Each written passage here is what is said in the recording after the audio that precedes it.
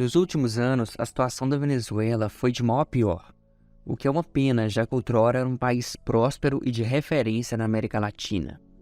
Atualmente, para você terem uma ideia, pessoal, 94,5% da população venezuelana vive em extrema pobreza, e as principais notícias do país envolvem pobreza extrema, fuga em massa e uma população arrasada, passando por grandes dificuldades com a falta de itens básicos como produtos de higiene, medicamentos e comida. E vendo tudo isso, nós podemos nos perguntar, será que o Brasil está indo para o mesmo caminho e pode se tornar uma Venezuela futuramente? Para virar Argentina, 6 meses, para virar Venezuela, 1 ano e meio. É isso que veremos neste vídeo. Galera, curte aí para nos ajudar, o canal é novo e precisa de toda a ajuda possível. Se inscreva também para você não perder os próximos vídeos. E todo esse feedback aí você vai estar nos ajudando.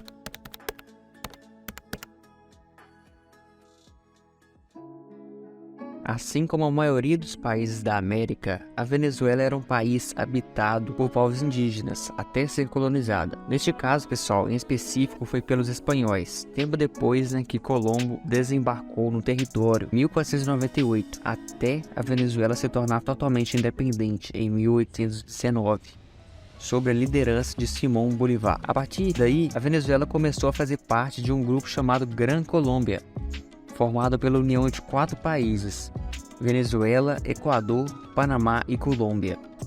A aliança entre esses países, pessoal, acabou em 1830, quando a Venezuela resolveu seguir sozinha após a morte de Bolívar. Depois disso, a história da Venezuela foi marcada por instabilidade política, ditaduras, guerras civis e todo tipo de conflito.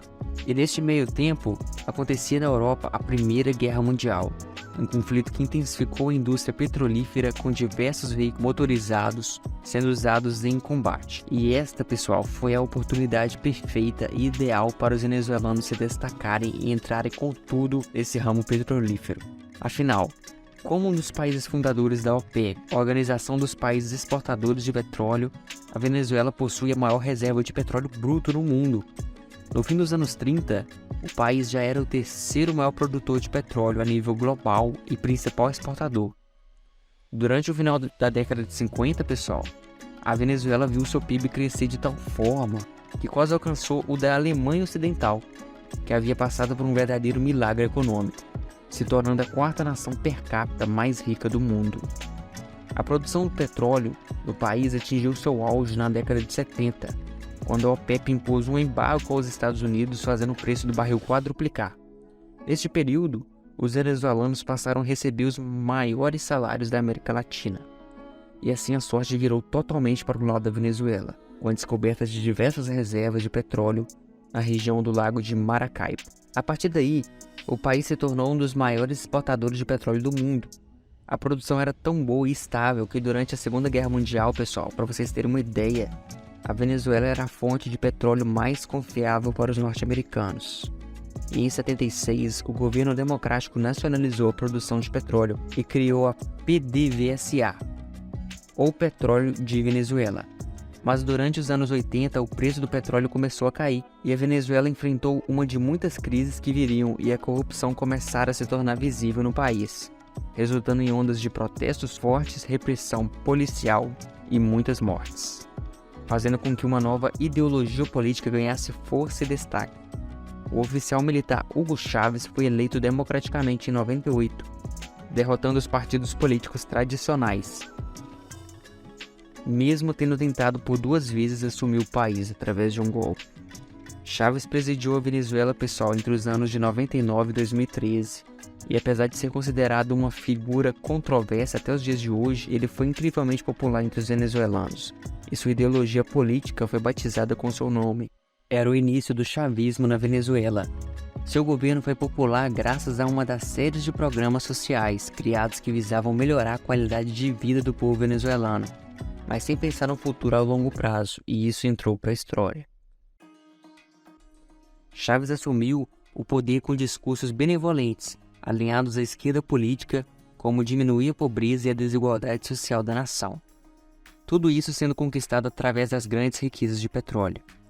No ano de 2000, o preço do barril de petróleo disparou. A Venezuela lucrou muito com isso. Em 2001, ela era o país mais rico da América do Sul E todo esse dinheiro que entrou nos cofres públicos foram usados para bancar as políticas sociais do governo de Chávez. Durante esse período, pessoal, ele estabeleceu programas gratuitos de educação e saúde, além de distribuir dinheiro para a população. Acredita nisso?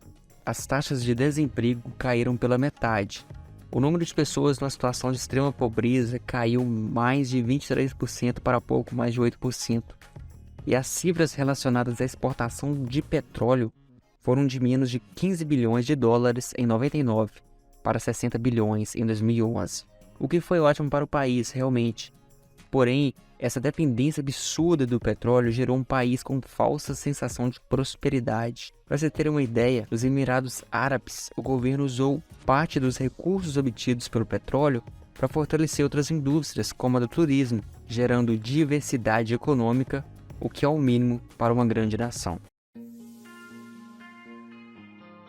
O governo de Chávez não teve nenhum planejamento a longo prazo. Tudo o que almejaram foi pensado a curto prazo, ao aumentar os gastos públicos, reduzir impostos e estatizar várias empresas privadas. A Venezuela, além de não ter capacidade para sustentar a todos, ela desincentivou o empreendedorismo no país, com suas medidas de estatização rígidas, uma vez que competir com o governo é o mesmo que dar um tiro no próprio pé. Porém, algo aconteceu. Em 2016, o preço do barril caiu para 26 dólares. Nesta época, a Venezuela era governada por Nicolás Maduro, que assumiu o poder após a morte de Chávez em 2013. Ele herdou um país em queda livre, e sua forma de governar não contribuiu para tampar esse buraco nos cofres públicos, impedir que o país cavasse a própria cova. E se não tivesse como piorar, numa tentativa desesperada de controlar a economia, o governo venezuelano teve uma grande ideia: imprimir mais dinheiro.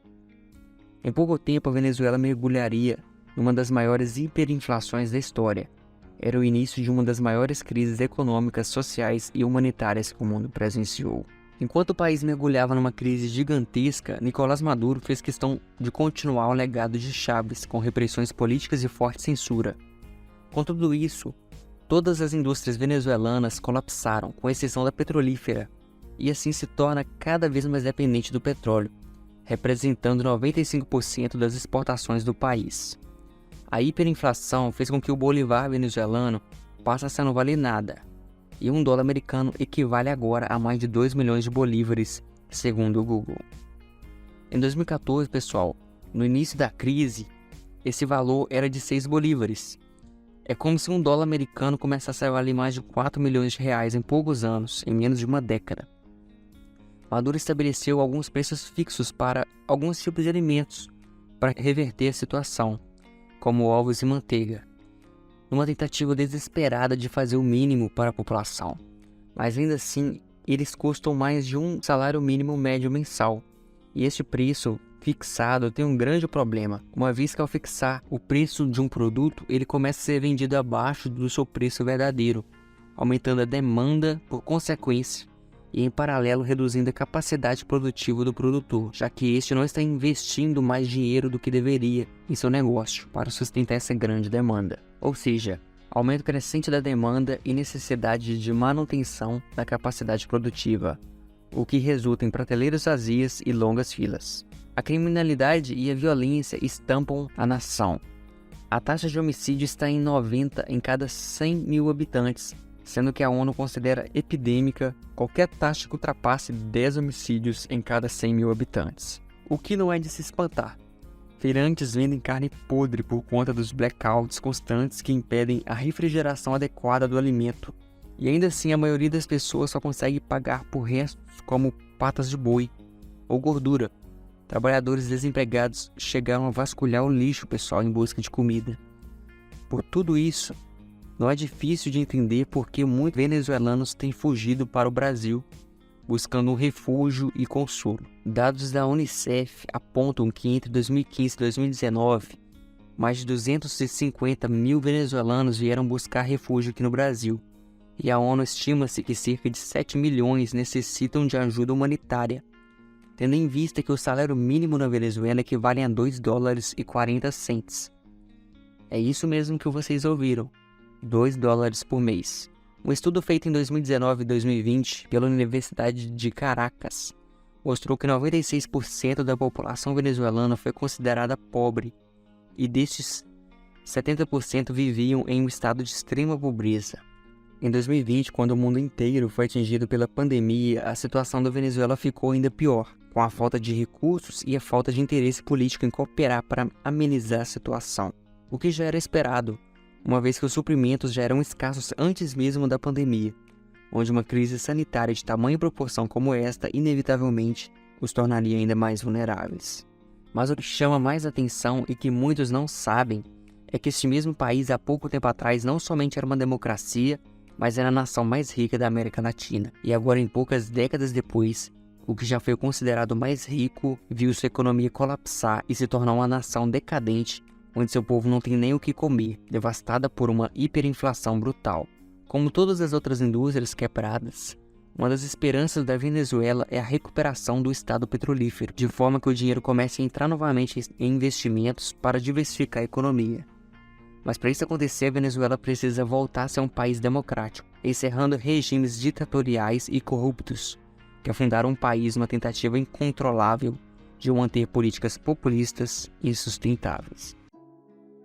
Apesar da economia brasileira estar longe de ser comparada com a de países de primeiro mundo, com o desemprego e inflação batendo recordes diários e toda essa corrupção, nós não estamos no mesmo caminho da Venezuela. Pelo menos essa é a minha opinião. O que vocês acham disso, pessoal? Nosso meio de produção tem muito que melhorar, não há dúvidas. Mas a nossa economia já é muito mais diversificada. O petróleo do Brasil não representa uma grande parte do PIB brasileiro. Nossa agropecuária é forte e, embora seja uma parcela significativa, também temos uma diversidade de riquezas naturais bem maiores que a da Venezuela, já que o Brasil é o quinto maior país em extensão territorial do mundo. Nós exportamos um pouco de tudo, como café, aço, cana-de-açúcar e minério de ferro. E isso não significa que nossa economia está boa, afinal tem muito que melhorar. E nós brasileiros temos o dever de fazer isso acontecer. E só faremos isso juntos. E lembrem-se, pessoal, são os políticos que trabalham para nós e não o contrário. O que vocês acharam desse vídeo, pessoal? Merece uma continuação? Que tipo de conteúdo vocês gostariam que eu postasse aqui? Me digam nos comentários. Inscrevam-se no canal, pessoal, para me ajudar, afinal o canal é novo e eu preciso de um feedback para saber que eu estou fazendo algo útil. E isso vai me incentivar muito a continuar também. Conto com vocês.